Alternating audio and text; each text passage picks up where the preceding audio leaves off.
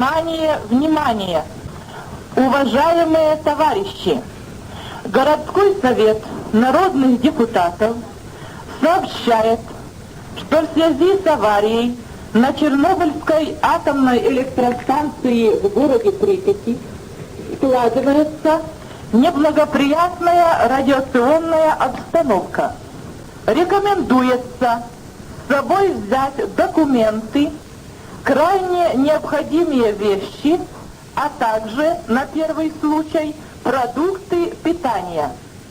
Все жилые дома на период эвакуации будут охраняться работниками милиции.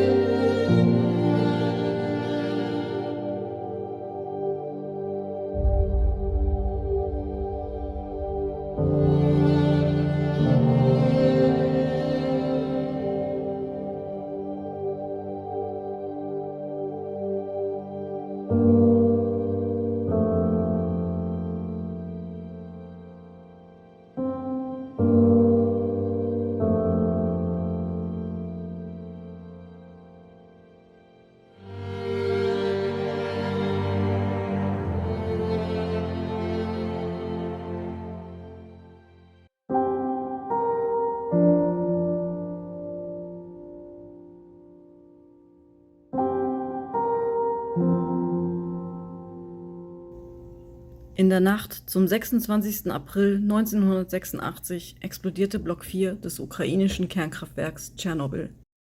Die 2019 erschienene Serie Tschernobyl von HBO zeichnet ein ziemlich genaues Bild der Atomkatastrophe. Wir wollten uns jedoch selbst ein Bild davon machen, wie es heute vor Ort dort ausschaut. Wir sind in die Ukraine gereist und nehmen euch mit, um 3 Jahrzehnte nach der Katastrophe auf Spurensuche zu gehen.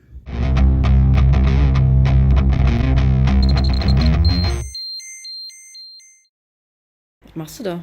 Ich baue Bomben, weil die Flugairline das so möchte. Soll ja jedes Akku abkleben. Am besten nur am Körper mit sich führen, in Form eines Gürtels.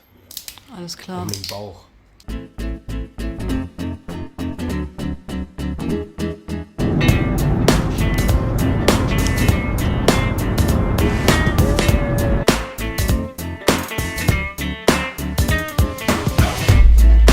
Ich mache ein Video. Was scheiße. Mach ein Foto davon. So, wir sind angekommen im Hotel. Das ist das Zimmer von Marvin und Robin. Ja, moin. Oh ja, moin. Ich habe voll einen Riesenfernseher, wir haben nur so einen kleinen. So, kommen Sie mit. Wir gehen auf unseren 5 Sterne Panorama-Ausblicksbalkon. Jetzt seht ihr den besten Ausblick ever über ganz Kiew. Geil. Das ist ein Balkon, ohne draußen zu sein.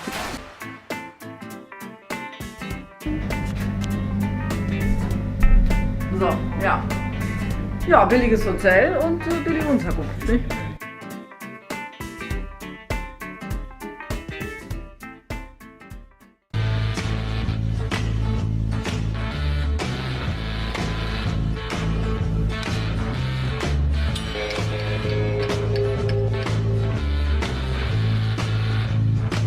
So, wir sind jetzt hier. Hi, na? Das sind alles Hunde, Straßenhunde, die hier in der verstrahlten Zone leben. Voll cool. Die hier in der verstrahlten Zone leben. Und die werden hier bei unserem Hotel gefüttert. Deswegen kommen sie alle jeden Morgen hier hin. Ach, komm her. Ja, fein. Ja, du bist ein guter Hund. Und ja, sind ein bisschen verspielt, begleiten uns hier sogar über einen halben Tag, also überall. Das Gebäude hier ist unser Hotel.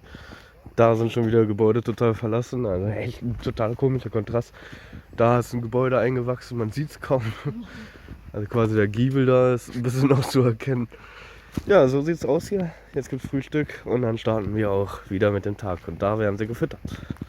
Ja, Eingangsbereich oder Vorgarten von unserem Hotel hier, total interessant. Ne? Also wie gesagt, hier im Hintergrund sind ein paar bewohnte Häuser, ansonsten ist alles verlassen. Und hier wird rund um die Uhr Strahlen genossen. So, wir sind hier in unserem wundervollen Hotel in Tschernobyl. Wir haben sogar WLAN. Hey, aber das funktioniert nicht so gut. Ja, da muss man ganz sparsam mit umgehen. Und hier ist unser beschauliches Zimmerchen. Und ja, uns wurde gesagt, wir dürfen die Betten nicht zusammenschieben. Ich glaube, wir machen das trotzdem. Das Badezimmer ist auch ein Highlight. Licht an für kleine Leute. Zweite. Voila! Kaltes Wasser, heißes Wasser. Wir haben eine funktionierende Toilette Das ist sehr gut. und ein fließenden Wasserhahn. Wundervoll. Besser als wie In Kiew, das In ist Kiew. ja echt. So, eine Fahrt durch Tschernobyl. Tschernobyl, müsst ihr verstehen, darum stehen hier auch so viele Autos, wird von den Arbeitern, die am Kraftwerk arbeiten, zum Teil bewohnt. Wir hatten jetzt gerade darüber gesprochen, dass hier 1600 Menschen wohnen, aber über den Schichtwechsel nur bis und weil Leute im Kraftwerk am Arbeiten sind, vielleicht 100 Leute hier in der Stadt zu sehen sind. Wir fahren jetzt zur Duga Radarstation, eine Radaranlage, um den westlichen Luftraum damals zu überwachen. Wurde streng geheim gehalten, alles jetzt mittlerweile verstrahlt, verfallen. Ja, und da geht's jetzt hin. Und dann wollen wir uns das mal angucken. So, wir sind jetzt auf dem Weg zur Duga. Man sieht hier schon was durchschimmern. Wir sind hier bei dem Checkpoint sozusagen von der Duga. Und ja, hier mussten die Leute, die damals hier gearbeitet haben, es war ja alles streng geheim hier, die mussten hier in diesem Gebäude ihren Ausweis zeigen. Und ja, wir laufen jetzt hier zur Duga. Man sieht sie noch gar nicht wegen den ganzen Bäumen. Aber hier scheint sie schon hervor. Und man kann die schiere Größe erahnen des gesamten Konstruktes.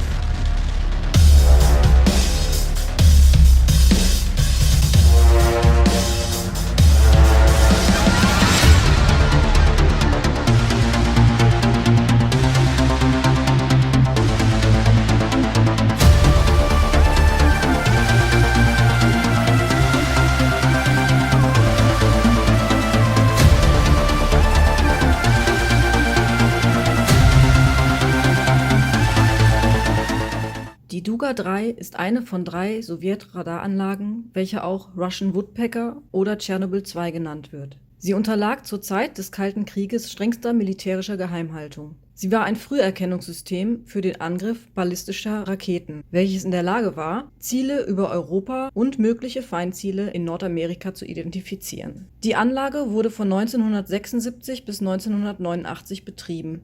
Und ihr Kurzwellensignal war zu dieser Zeit weltweit auf allen Radiofrequenzen zu hören. Diese störenden Frequenzen sorgten dafür, dass bereits recht früh vermutet wurde, dass das Signal zu einem sowjetischen Raketenspähsystem gehört. Hier eine Tonaufnahme des klopfenden Woodpecker-Signals, zu Deutsch Specht.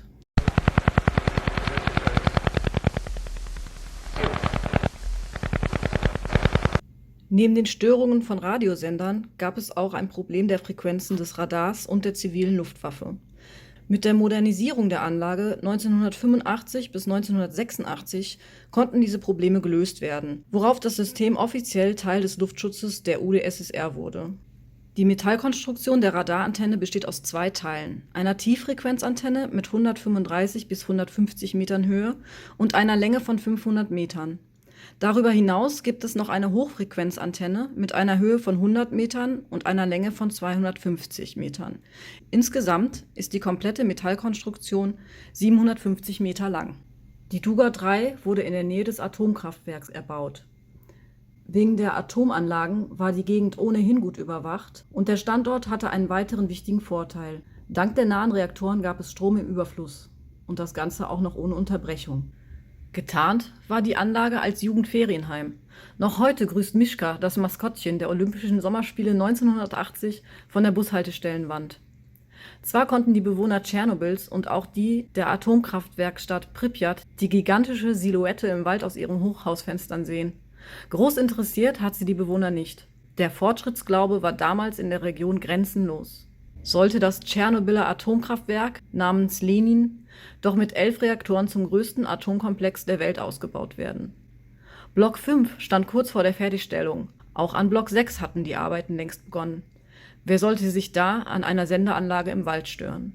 Nachdem es am 26. April 1986 zu dem Reaktorunglück kam, wurde entschieden, die Zone um das Kernkraftwerk zu schließen und das gesamte Vorhaben mit dem Radarsystem wurde beendet. Einige wichtige und teure Teile wurden abgebaut. Heute ist die Duga-3-Radaranlage verlassen und dem gleichen Schicksal wie die anderen Objekte in der Tschernobyl-Zone überlassen. Die Duga-Radarstation war bekannt als Tschernobyl 2, eine Anlage, die geheim gehalten wurde, eine Anlage für die Luftraumüberwachung. Die örtlichen Anwohner haben gedacht, dass man mit dieser Anlage die Gedanken kontrolliert. Es ist gewaltig groß. Das ist Empfänger. Sender war 60 Kilometer entfernt. Also Sender senden Signale in die Ionosphäre, dann werden sie wieder gespiegelt und sie machen sozusagen ein paar Sprünge. Um die Erdkrümmung Ja. einmal zu überspringen, ne? Weil die ja nicht durch die Erde funken Über können. horizontale Radarsystem, ja, in die Ionosphäre, dann wieder gespiegelt. Ja, den Sand hat man hier hingeschüttet, um die Strahlung so ein bisschen am Grund zu halten. Fotosession. Fotosession. 3, 2, 1.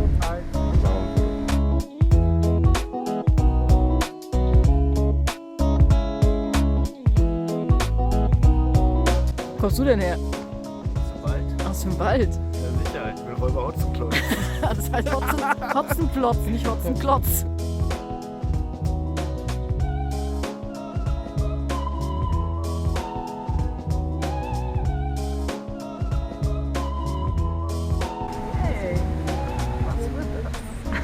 Miri, ein Träumchen. Träumchen, machst du auch so eins von mir?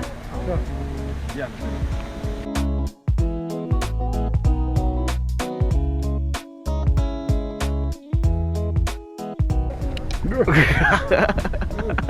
Ja, hier ist nochmal den zweiten Carabiner.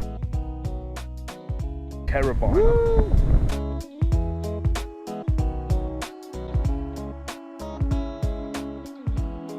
3, 2, 1.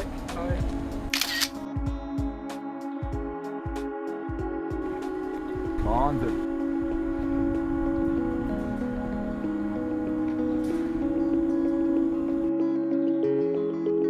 Das hier ist der Kabelschacht von der Duga. Hier waren ja hauptsächlich Kabel untergebracht.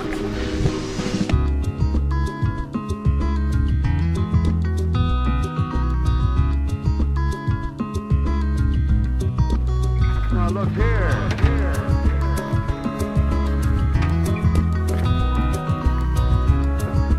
Wir haben gerade den Kabelschacht verlassen und hier in dieses Gebäude, das war damals das große Kontrollzentrum, quasi das Herz von dieser Stadt. Und ja, wir werden jetzt hineingehen, denn dort drin gibt es noch, also damals gab es alte Computer, die dann in Reihe geschaltet waren, irgendwelche Dateien ausgewertet haben. Und drin gibt es noch so eine große Kontrollstation, die man sehen kann.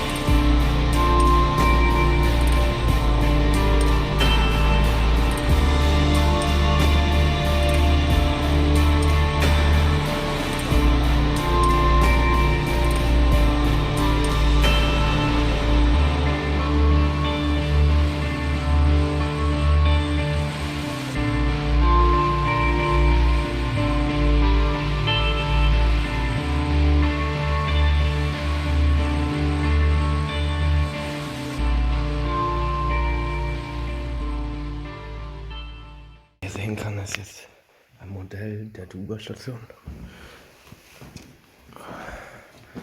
Wird dann hier dargestellt, wo wir gerade waren, die große Radaranlage. Wir müssen wieder raus.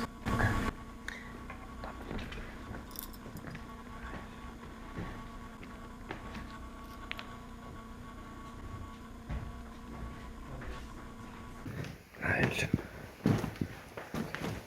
Ein wilder Hund. Hallo. Da.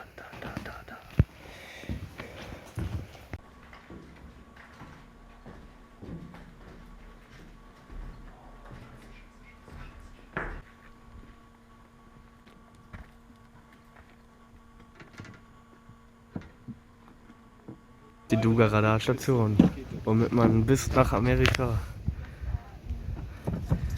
ankommende Raketen zum Beispiel überwacht hat. Hier ist unser Trüppchen. Marvin, Robin, unsere Tourleiterin. Die Miri, ja, und meine Wenigkeit. Oh, das sind coole Bilder, die man hier machen kann.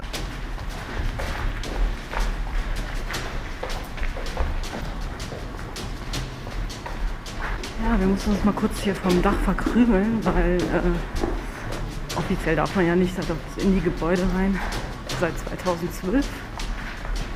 Und jetzt haben wir eben welche gesehen vom Dach aus und haben schnell die Flucht ergriffen und machen hier gerade einen kleinen Abflug.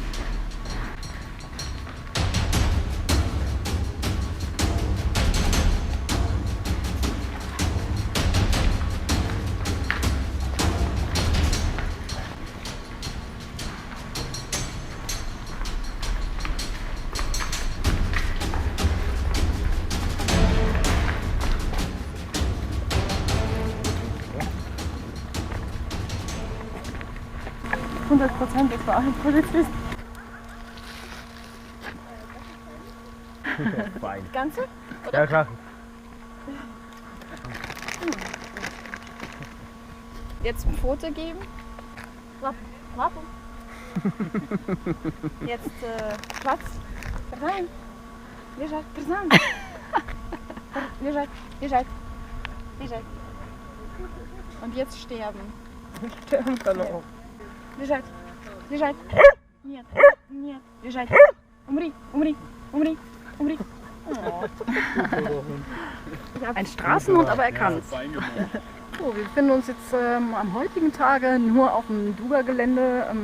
Das hieß damals Tschernobyl 2, wurde es genannt.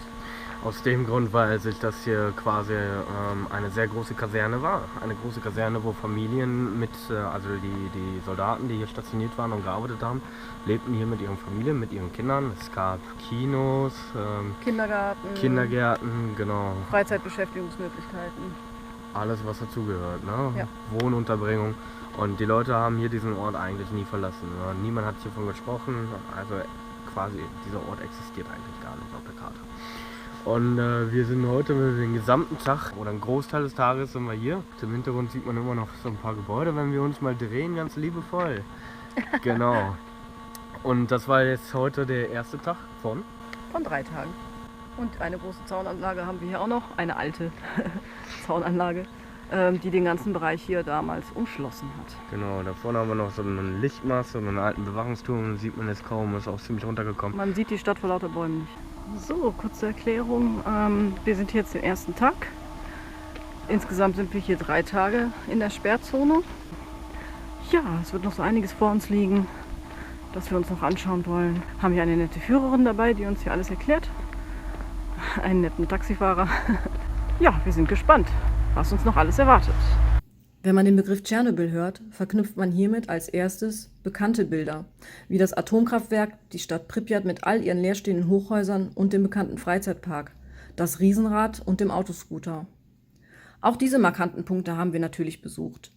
Da jedoch alleine das gesamte Gelände der Duga so groß ist, dass man Tage hier verbringen könnte, widmeten wir unsere Zeit am ersten Tag ausschließlich diesem weitläufigen Komplex der Duga und erkunden den restlichen Teil Tschernobyls in weiteren Videoteilen, die noch folgen werden. Für den Betrieb der Duga, zu Deutsch Bogen, waren viele Spezialisten notwendig und so wurde eigens dafür ein Dorf namens Duga 2 gegründet. Das Dorf bestand aus Wohnkomplexen, einer Schule, Spielplätzen, einem ehemaligen Kulturhaus, einem Bäcker sowie diversen Läden und beherbergte ca. 1000 Einwohner. Im weiteren Verlauf dieses Videos erkunden wir das Dorf Duga 2, immer begleitet von wilden Hunden, die sich uns anschließen. Hast du den Hund schon gemessen? Daher weiß ich nicht, ob das hundertprozentig stimmt. Der schlägt nicht aus. Ja, das ist so gut, ne? Begleitet uns schon die ganze Zeit hier. Straßenhund von Tschernobyl. Will noch was haben? So, wir sind jetzt hier an einem kleinen Dorf. Ja, natürlich aufgegeben, hier lebt keiner mehr. Und ja, gucken wir uns mal an. Heutzutage ist komplett anders. Zum Beispiel, ich wohne, da spürt man diese Radegärten. Wofür haben wir die Dinger jetzt an? Damit die sehen, wo wir sind, ne? Hier? Ja. Nee, da befindet sich eine kleine Tablette drin, die wahrscheinlich mit irgendwelchen Materialien gefüllt ist, die bei entsprechender Bestrahlung zerfällt. Und das können Sie dann im Nachhinein sehen. Und ich denke mal, wenn diese Tablette komplett zerfallen ist, haben wir unsere tägliche Dosis erreicht, überschritten. Also, warum wachsen die Bäume hier so schnell? Sie werden von Abgasen von der Stadt nicht vergiftet. Und in der Stadt wachsen sie eigentlich langsamer als hier. Und deswegen hier Sind ja sieht man sehr gut, ne? gar nichts. Also hier sieht man Produkte, steht also Lebensmittel. Und da steht auch 4 Buchstaben ganz am Anfang. Coop. Wir sind hier bei einem alten Supermarkt. Direkt davor liegt sogar noch ein altes Körbchen. Ne? Also ein Einkaufswagen würde ich nicht sagen, aber so vom Regal, wo dann irgendwelche Sachen, Lebensmittel vielleicht drin lagen, wie das wohl gewesen sein. Interessant ist, wir haben hier auch eine sehr geringe Strahlenbelastung. Ich glaube, der Normalwert wäre bei 0,12. Wir haben jetzt 0,19. Das ist noch vollkommen in Ordnung.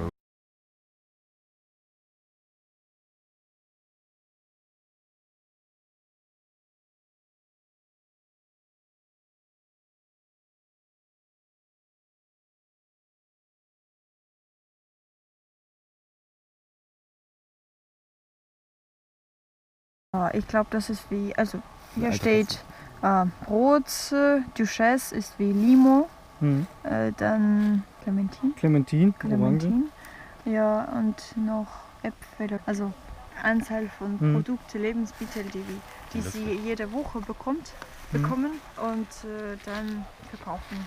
Also. Gab es kein System, Computern, Ja, aber alles musste, normal. ja. Wieder gab es hier alles für Haushalt. Schaufel, Klebeband, alles. So baumarktmäßig wahrscheinlich, ne? Nicht nur, auch Lebensmittel, also alles zusammen. Das hier war ein Geschäft, in dem man sowohl Lebensmittel als auch Kleidung bekommen hat und generell, was wir halt so im Baumarkt bekommen würden. Hier stand früher ein Schriftzug Magazin, was auf ukrainisch Geschäft bedeutet.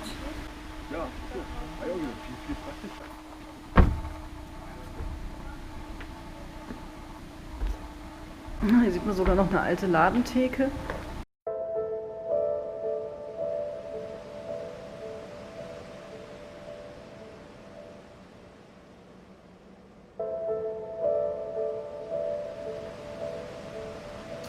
Ja, das ist das, was von den Straßen übrig geblieben ist.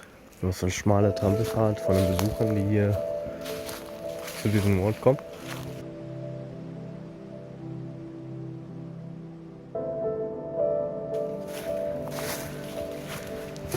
Eine alte Grube, um Fahrzeuge zu reparieren in dieser Gerade. Man muss so ein bisschen aufpassen, wo man hintritt. Dann zum Teil sind die Gebäude unterkellert. Man sieht es, knackt hier alles.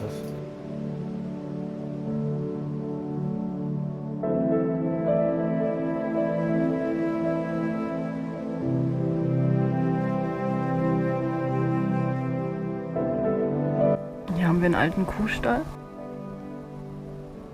Oder Schweinestall, was auch immer.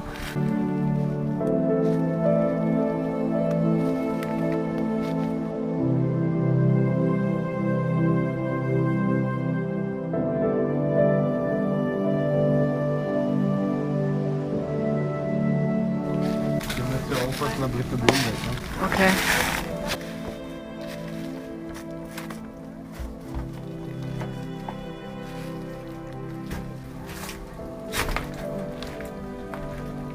Ja, ich dachte nur, dass der Boden weg ist, oder? Nur das ist ein Keller. Ja. Hier, Leute.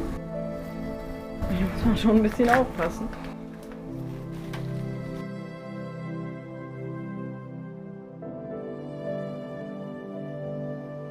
Ja, man kann jetzt bei sehr vielen Gebäuden sehen, dass die Fußböden alle ziemlich auseinandergekloppt worden sind. Das hat damit zu tun, dass die Menschen hier damals in dem Ort Banken nicht wirklich vertraut haben, so dass die viel von ihrem Schmuck und Geld unter ihren Fußbodendielen versteckt haben. Und als dann später nach der Evakuierung die Plünderer hier eintrafen, haben sie natürlich alle Dielen auseinandergerissen, in der Hoffnung, noch irgendetwas zu finden. Und daher sieht man auch jetzt so oft kaputte Fußböden in den einzelnen Gebäuden. Oder ist ja hier Pizza. Die Steinofenpizza.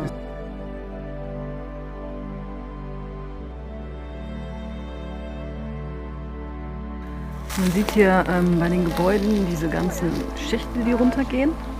Bei fast jedem Haus. Und das waren damals Möglichkeiten, um Lebensmittel zu lagern, kühl zu halten. Fleisch und so weiter wurde dort eingelagert. Und hier sehen wir wieder eins der verfallenen Häuser. Sind hier überall verstreut. Das ganze Gebiet ist voll mit den ganzen Häusern. Man bemerkt auch, wie traurig sind die Leute, die hier wohnten. Normalerweise, wenn sie zurückkehren, also schon diese Tage, dann weinen sie, wenn sie alles in diesem Zustand sehen. Also wenn ich meine Heimatort in den Zustand sehen würde, wäre es auch ein bisschen schade. Ja, das kann ich mir gut vorstellen. Also das ist hier das Kulturhaus. Kulturhaus, ja. Kulturhaus, wo man Konzerte hatte. Da gibt es auch eine Bühne. Und über dieser Bühne steht ein Motto. Es lebe Kommunismus, heilige Zukunft für alle Menschen. Das heißt, es gab keine Religion in der Sowjetunion. Kommunismus war eigentlich die Hauptreligion. Ja. Es war auch verboten, die Kirche zu besuchen. Und alle kamen hierher, um einander zu sehen, ein bisschen vielleicht quatschen und kulturelles Leben zu haben. Ja. Ach, also so eine Art Ersatzkirche für die. Ja.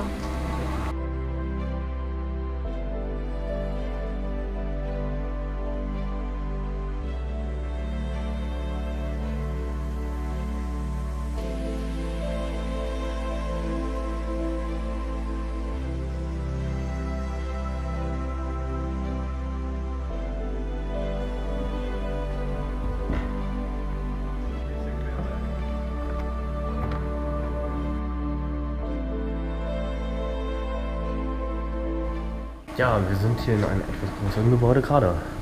Das ist ein Kulturhaus. Hier hat man, wie soll man sagen, das Dorf unterhalten mit Aufführungen, Theaterstücken, Musikstücken. Und interessant ist hier die komplette Stuckbauweise, die ganzen Verzierungen, die man hier sieht, auch eine seitlichen Verzierung. Ja. Bis hin zu den Schriftzügen, die man jetzt über die Bühne zum Beispiel erkennen kann. Übersetzt steht da, es lebe der Kommunismus.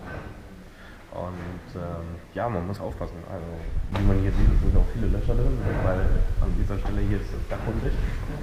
Wir haben direkten Kontakt mit Wasser auf dem Boden, was dafür sorgt, dass hier alles verrottet. Noch interessanter kann man die andere Seite mal einmal zeigen. Da ist nämlich fast der gesamte Boden weg. Ja?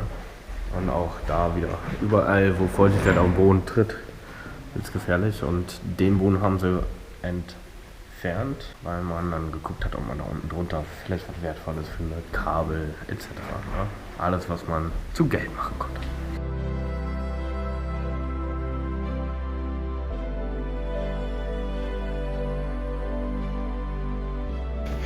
Ich muss aufpassen, wo man hier läuft. Schließlich kann man hier sehr schnell einbrechen. Ja, hier wurden Vorträge gehalten, Kunstaufführungen. Beachtlich ist der Stuck, der langsam zerbröckelt. Also hier über die ganze Strecke. Wir haben oben im Dach schon große Löcher. Ich schätze mal, da waren Lichter, Projektoren.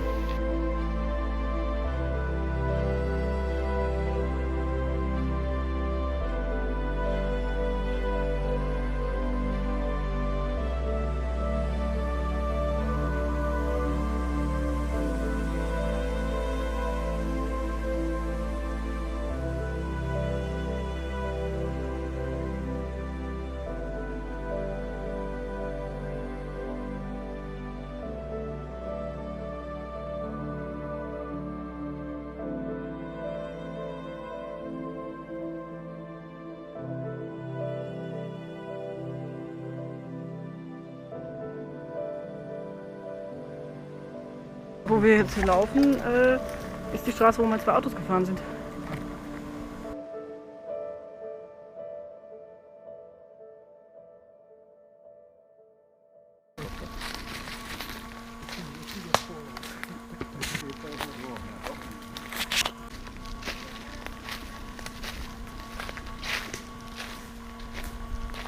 Ein Quadratmeter Fließplan.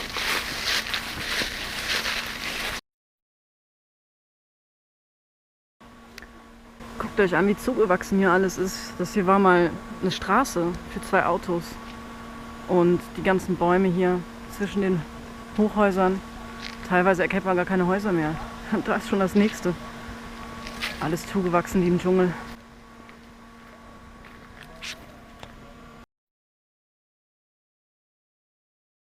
So, wir sind hier unten im Keller von einem Gebäude. Man muss sagen, also wenn man den Geigerzählern Glauben schenkt, dann ist gesamt Tschernobyl wahnsinnig gut gereinigt worden.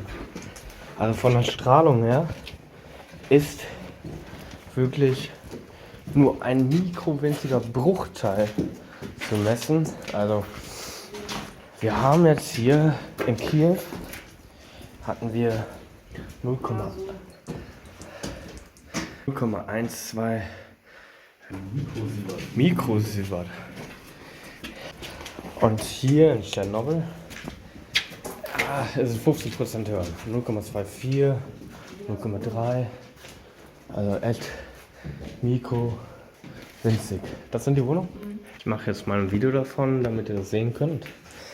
Wir sind hier in einem Wohnblock. Ne? Hier sind die Wohnungsnummern. 41, 39. Hier fehlt die Tür. Und so sahen die Wohnungen aus. Jetzt nach über 30, 40 Jahren ist nicht mehr viel davon geblieben. Noch so alte Öfen.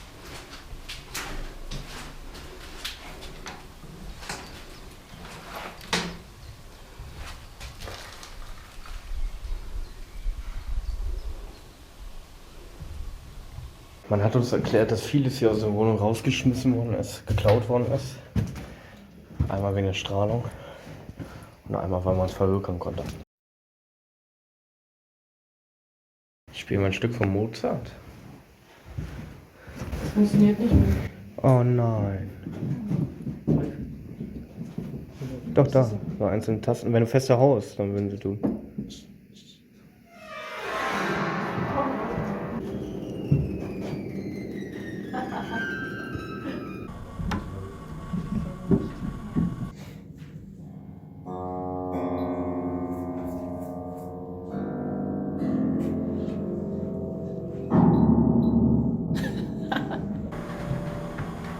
Das ist doch so eine Sportveranstaltung, oder? Ist das eine Urkunde für? Ja,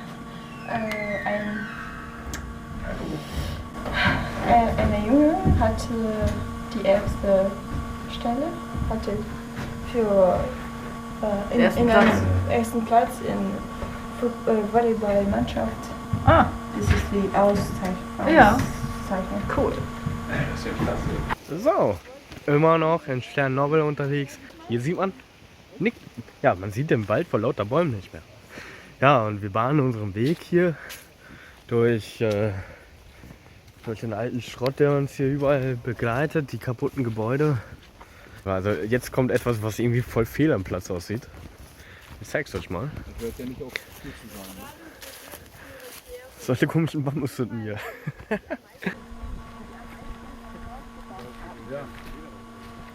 Was denn? Die Ameisen haben ein Haus gebaut. Ah, die Ameisen haben ein Haus gebaut. Architekten mutiert die Ameisen. Hier sind so die kleinen Hütten und ohne Witz, man erkennt gar nicht, wo man hinläuft. Denn alle 100 Meter durch diese ganze Vegetation ändert sich wieder alles komplett. Hier sind diese komischen Hütten. Ich weiß nicht, ob das ein Kinderspielplatz war oder so.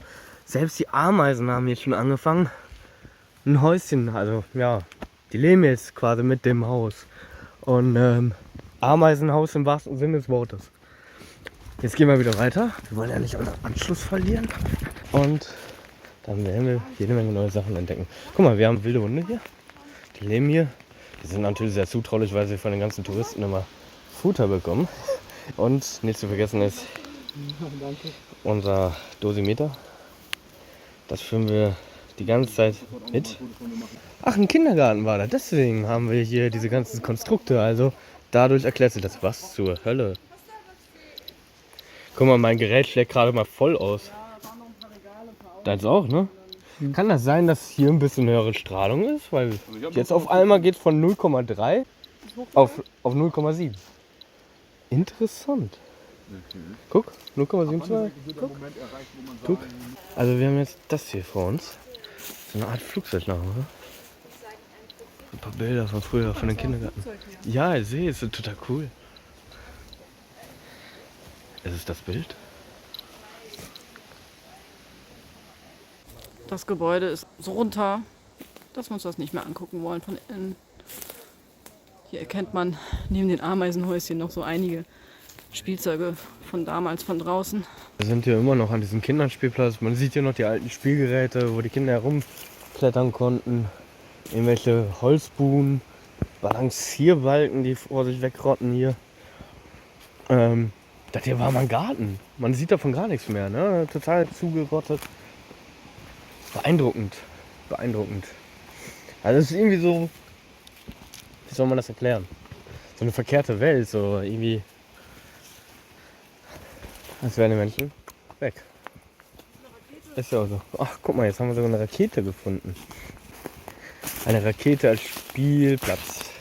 Das ist aber ein cooler Spielplatz damals. Ja, die hatten echt einen coolen Spielplatz, ne? Die ganzen kleinen Hütten noch von den Kindern.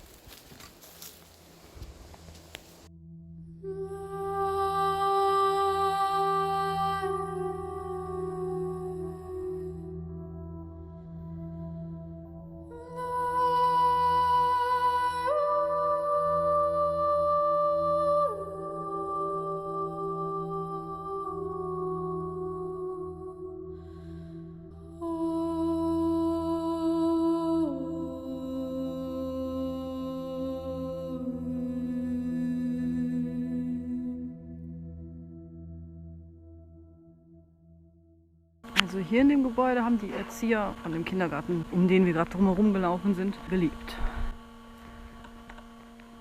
Auch nichts Interessantes mehr drin, deswegen gehen wir nicht rein. So, wir sind jetzt hier an einem Schulgebäude. Innerhalb des Geländes der Duga Radarstation. Das war ja eine große Kaserne. Folgt mir. Wir gucken uns das mal an. Unter anderem soll es hier eine Sporthalle geben. Und ein Hotspot für Strahlen. Also wo wir eine sehr hohe Strahlenbelastung haben. Müssen wir mal schauen. Das ist schon 17 Mikrosievert, ja? Nicht 0,1. Was ist da drin? Sand, verstrahlter Sand. So, da in den Raum da vorne, diesen Sack da, den ihr seht, der ist verstrahlt. Ich gehe jetzt mal hin.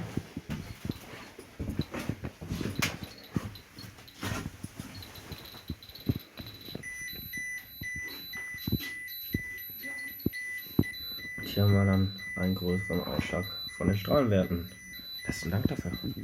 Mit dem Besuch des Schulgebäudes sowie des angrenzenden Kinos neigte sich unser erster Tag dem Ende zu. Viele weitere Eindrücke haben wir dokumentiert und werden diese in den kommenden Teilen unserer Tschernobyl-Serie noch veranschaulichen.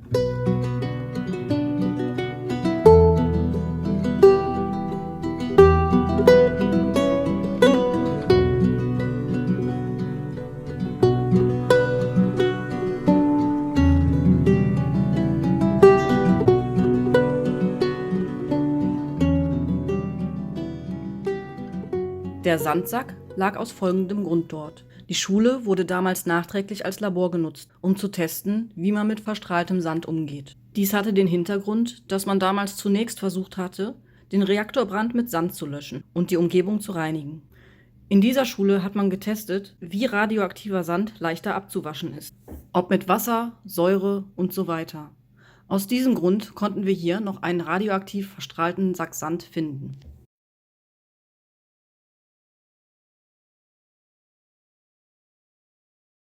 Wir sind hier in einer Schule und seht das euch mal an. Da hängt tatsächlich eine Gasmaske für Kinder. Mit einem kleinen Filter dabei, einen kleinen Schläuchlein, so dass da die Filter von der Maske runterhängen. Und wir haben Besuch und gehen jetzt raus.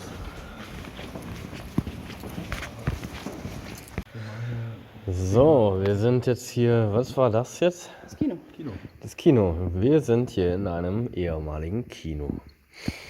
Mittlerweile nichts mehr. So vergeht die Zeit. Ein ehemaliges Kino. Und die Sporthalle.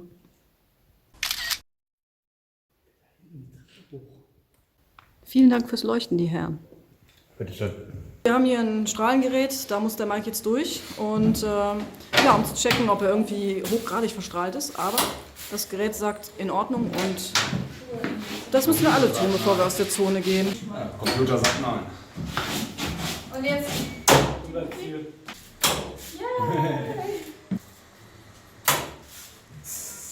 Alle in Ordnung. Wir sind alle nicht verstrahlt, hey. Schade. Oh, jetzt aber. Ja, hier müssen wir von nun an jeden Tag durchlaufen, sobald wir wieder aus der... Ist das wirklich so? Das ist wirklich Oder so. ist das frei erfunden? Sobald wir aus der Zone rauskommen. Und hier am Arsch der Welt Findet man Geld. findet man Geld. Aber wie viel ist das jetzt wert? Das ist jetzt ukrainisches Geld. Das war 30 Cent.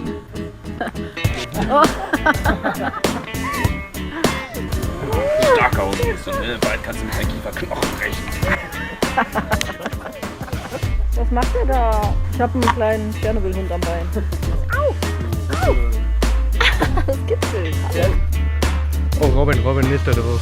Wenn ihr da gleich sieht, die kriegt einen Herzinfarkt. Gut, dass unsere Tourleiterin den Robin nicht sehen kann. Wenn das unsere Tourleiterin da unten sieht, dann flippt die aus. Achtung, 3, 2, 1. Vorsichtig, bitte. Mach dir Sorgen.